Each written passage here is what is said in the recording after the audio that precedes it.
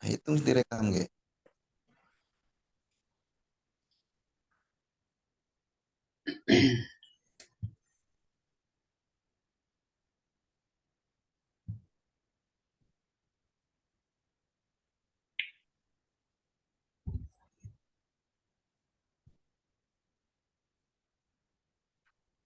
Wih, itu bisa segat tadi, itu bisa misalnya. Di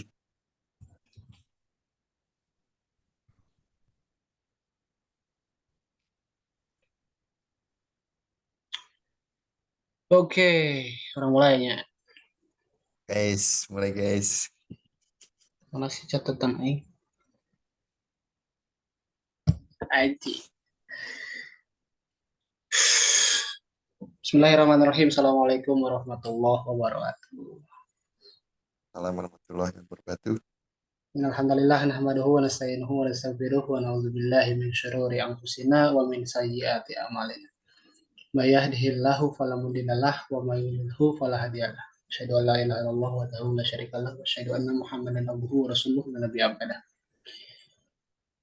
Pertama, seraya kita panjatkan puji dan syukur kepada Allah Subhanahu wa taala. Salawat dan salam semoga tercurahkan kepada panutan kita, superhero kita, yakni junjungan kita, yakni Nabi Muhammad Shallallahu Alaihi Wasallam.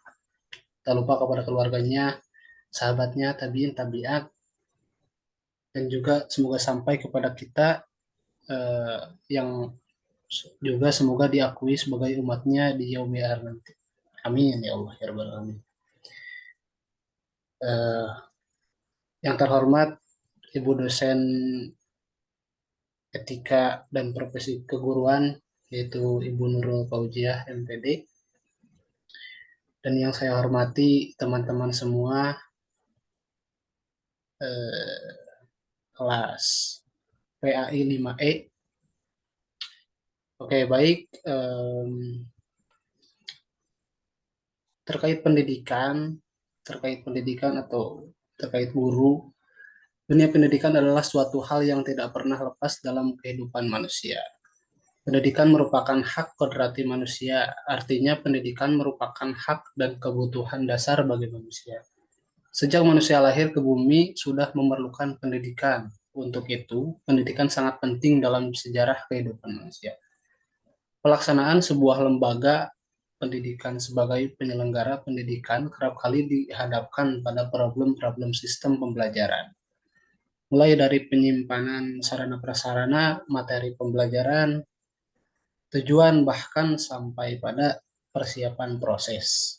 Dan guru merupakan komponen penting dan dianggap memiliki tanggung jawab besar terhadap keberhasilan pendidikan.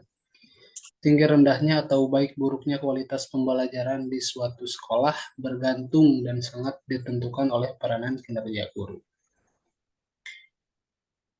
Uh, untuk menjadi guru itu mungkin bisa disebutkan gampang-gampang susah ya.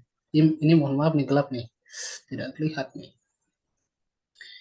Oke, gampang-gampang susah ya karena apa yang dikatakan Dilan 1990. Guru itu digugu dan ditiru. Maksud dari digugu dan ditiru adalah bahwa seorang guru harus bisa memenuhi dua kata tersebut, yakni yang pertama digugu, yang artinya bahwa perkataan harus bisa dijadikan panutan dan dapat dipertanggungjawabkan. Dan yang kedua, sosok seorang guru harus bisa ditiru, baik tingkah laku, segala hal yang diucapkan, semangatnya, dan budi pekertinya harus bisa dijadikan teladan. Sehingga dengan terpenuhinya kedua kata tersebut, yaitu digugu dan ditiru, maka tujuan pendidikan niscaya akan dicapai dengan baik. Nah, materi yang kami sajikan di sini juga terkait guru. Lebih tepatnya yaitu standar kualifikasi guru. Nah, dalam kamus besar bahasa Indonesia, definisi kualifikasi adalah keahlian yang diperlukan untuk melakukan sesuatu atau menduduki jabatan tertentu. Dengan kata lain, kualifikasi diartikan sebagai hal-hal yang dipersyaratkan baik secara akademis dan teknis untuk mengisi jenjang kerja tertentu. Kualifikasi mendorong seseorang untuk memiliki sesuatu keahlian atau kecakapan khusus. Dalam dunia pendidikan, kualifikasi dimengerti sebagai keahlian atau kecakapan khusus dalam bidang pendidikan, baik sebagai pengajar mata pelajaran, administrasi pendidikan, dan seterusnya. Bahkan kualifikasi terkadang dapat dilihat dari segi derajat lulusannya. Oh iya, perkenalkan kami dari kelompok 2 yang beranggotakan saya sendiri, Rizwan Harpian, yang lahir di Purwakarta, tepatnya pada tanggal sekian. Tanggal sekian di sini tanggal 4 Desember tahun 2000, dan saya lulusan dari SMA Negeri 1 Wanayasa, dan saya sedang kuliah di STAI Mutakin yang sekarang semester 5. Dan dengan rekan saya di sini Dede Irma Septiana, mangga dideskripsikan diri Anda. Ya, saya dari Irma Septiana, lahir di Subang, tepat pada tanggal sekian, yaitu tanggal 24 September 1998. Saya lulusan SMA Islam Bina Insan Mandiri Tasikmalaya. Oke, segitu. Ya, segitu. Oke, terima kasih. Lanjut, eh, kualifikasi akademik. Berdasarkan standar pendidik dalam Peraturan Pemerintah Nomor 19 Tahun 2005 disebutkan bahwa pendidik harus memiliki kualifikasi akademik dan kompetensi sebagai agen pembelajaran sehat jasmani dan rohani, serta memiliki kemampuan untuk mewujudkan tujuan pendidikan nasional yang meliputi kualifikasi akademik pendidikan minimal. Kualifikasi akademik pendidikan minimal itu minimal untuk guru itu diploma 4 atau S1. Kemudian latar belakang pendidikan ini harus sesuai dengan bidang atau mata pelajaran yang diajarkan. Dan kemudian sertifikat profesi guru. Undang-undang guru dan dosen merupakan suatu ketetapan politik bahwa pendidik adalah pekerja profesional yang berhak mendapatkan hak-hak sekaligus mempunyai kewajiban yang harus dipenuhi secara profesional. Dengan itu diharapkan pendidik dapat mengabdikan secara total seluruh kemampuan, perhatian, dan kepedulian pada profesinya dan dapat hidup layak dari profesi yang dilakoninya tersebut. Dalam UUGD diatur ketentuan bahwa seorang pendidik wajib memiliki kualifikasi akademik dan kompetensi sebagai agen pembelajaran. Kualifikasi akademik diperoleh melalui pendidikan tinggi program sarjana S1 atau program diploma 4 yang sesuai dengan tugasnya sebagai guru untuk guru dan S2 untuk dosen. Nah, materi selanjutnya akan disampaikan oleh Kang Dede. Eh, kepadanya saya persilahkan. Baik, Assalamualaikum warahmatullahi wabarakatuh. Waalaikumsalam warahmatullahi wabarakatuh. Terima kasih kepada moderator yang sudah memberikan waktunya kepada saya untuk senantiasa melanjutkan materi yang telah tadi dibahas oleh Kang Ridwan, yaitu kualifikasi kegiatan belajar mengajar. Kuantitas dan kualitas guru dalam melangsungkan kegiatan belajar mengajar atau KBM adalah kompetensi guru yang merupakan kualifikasi yang harus dipenuhi guru dalam mengajar. Kualifikasi guru menjadi tiga dimensi, yakni kompetensi yang menyangkut satu, rencana pengajaran atau teaching plan and materials. Dua, prosedur mengajar atau classroom prosedur. Tiga, hubungan antar pribadi interpersonal skill. Lanjut, Kang.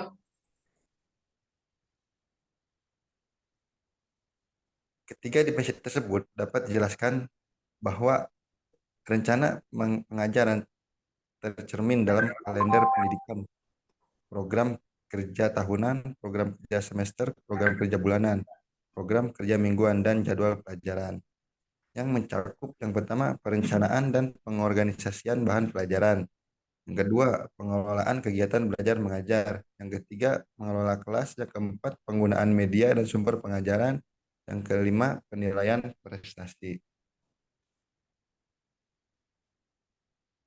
Nah, suatu pengajaran sebagai rencana pengajaran merupakan kerancangan bagi terlaksananya proses belajar. Kemampuan merencanakan program belajar atau mengajar merupakan muara dari segala pengetahuan teori, kemampuan dasar, dan pemahaman yang mendalam tentang objek pelajaran dan di suatu dan situasi pengajaran. Perencanaan program belajar mengajar merupakan perkiraan atau proyeksi guru mengenai kegiatan yang akan dilakukan oleh guru maupun murid.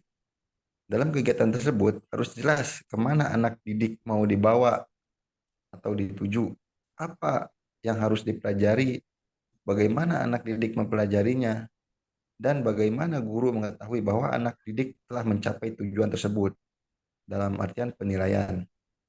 Tujuan, isi, metode, teknik, serta penilaian merupakan unsur utama yang harus ada dalam setiap program belajar yang merupakan pedoman bagi guru dalam melakukan kegiatan belajar mengajar. Yang kedua tadi prosedur mengajar. Prosedur mengajar berkaitan dengan kegiatan mengajar guru. Kegiatan mengajar diartikan sebagai segenap aktivitas kompleksi yang dilakukan guru dalam mengorganisasi atau mengatur lingkungan mengajar dengan sebaik-baiknya dan menghubungkannya dengan anak sehingga terjadi proses belajar. Proses dalam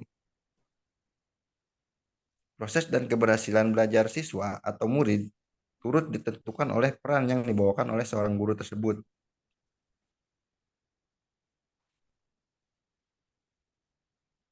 Selama interaksi kegiatan belajar mengajar berlangsung, guru menentukan apakah kegiatan belajar mengajar berpusat kepada guru dengan mengutamakan metode penemuan atau sebaliknya.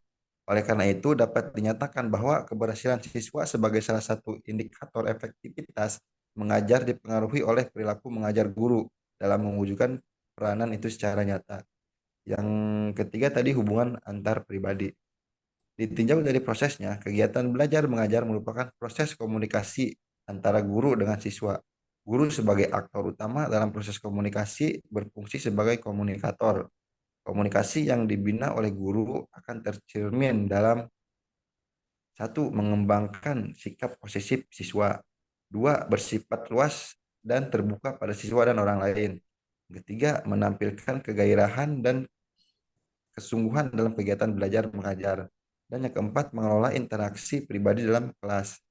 Proses komunikasi dalam kegiatan belajar mengajar tersebut berkaitan erat dengan komunikasi instruksional yang merupakan inti dari kegiatan belajar mengajar. Dengan demikian, komunikasi instruksional pada dasarnya adalah kegiatan yang dilakukan guru dalam memberikan pengetahuan atau informasi dengan menggunakan strategi teknologi melalui kegiatan belajar mengajar sehingga diperoleh hasil belajar siswa yang optimal. Lanjut, Kang.